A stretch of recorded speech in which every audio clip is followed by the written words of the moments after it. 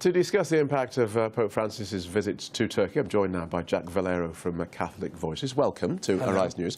Before we talk, let's just see if we can get some live pictures of the Pope. I think he's just leaving Turkey now. If you just look there, that's his retinue as they are leaving. So this has been he's been there since Friday. Successful visit, do you think? Hugely successful visit. It was a very important visit for him. 3 popes had done this before: Paul VI, John Paul II in 1980, Benedict XVI in 2006. They've all gone to Turkey. But Pope Francis went with a special thing because he was the first pope whose inauguration was attended by the Patriarch of Constantinople last year. So there's a lot more hope of unity. He had three aims for this trip. One was unity with the Orthodox, then it was a bridge with the Muslim world, and then obviously to bring up and give a higher profile to the persecution of Christians so we don't forget it. So on the first aim, he did really well. You know, there was the Mass he said yesterday with the Patriarch in attendance, and the attending of the service that the Patriarch celebrated today with the Pope in attendance. He actually asked the Patriarch to pray for him, and he placed in a very moving sign his head on the chest of the Patriarch, sort of showing his vulnerability, you know, please pray for me.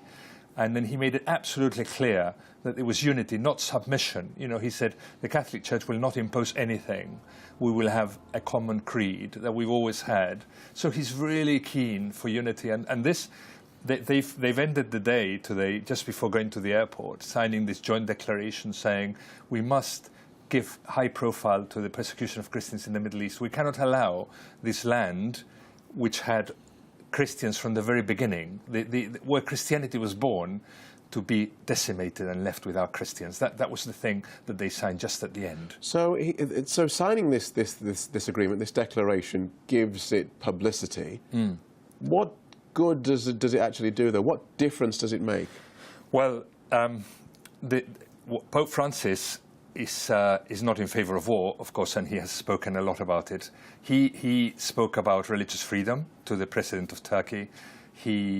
He said that ISIS and other terrorists must be resisted, but military action is not enough.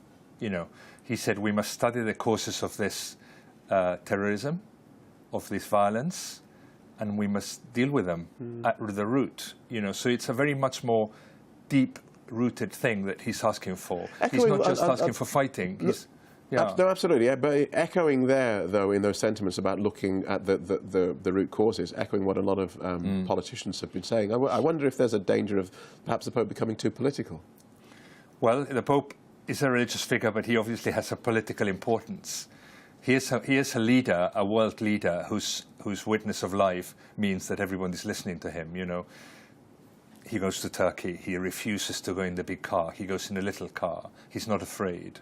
He's not afraid to speak in the truth. You know, people actually listen to him because he's somebody who will say what he thinks without thinking of, without being politically correct. And I think that's really important for politics today, that some religious leader can say this is really what's happening. And because both sides are listening, this can have a big impact. I think he's in a very peculiar position, fantastic position, that people are listening to him. And I think that's the difference. And he also delivered some stinging comments against Islamic State, as you say, and also the lacklustre response of governments to Syria's refugee crisis. Yeah. I wonder if people are going to look at that and think, well, the Catholic Church is an immensely wealthy organisation. What are they doing for refugees in Syria? Well, the similar thing happened in Lampedusa. You know, many people die in the Mediterranean trying to cross into Italy, especially around Lampedusa. He went there, he celebrated Mass, and people said, well, it's all right for you to say you don't have to look after them. The next day he went back to the Vatican and said, all the religious orders who have empty houses, stop running hotels, take in refugees. So he gave this order, you know, last year. So he puts his money where his mouth is. You know, he said, we must look after refugees. The Catholic Church will be the first institution to look after refugees. And so this will happen. And this is what happened. What started to happen from last year. And this will happen in Syria. Well, in Syria, of course, the Catholic Church is very small. Christianity is very small. And so what the Pope has said is, it's not enough for Turkey to take on refugees, because Turkey is in the border there, it's taking the refugees. Other nations must also help. And the Catholic Church would like to help too, obviously, according to our possibilities. But, you know, this is not a Pope who speaks and then goes home.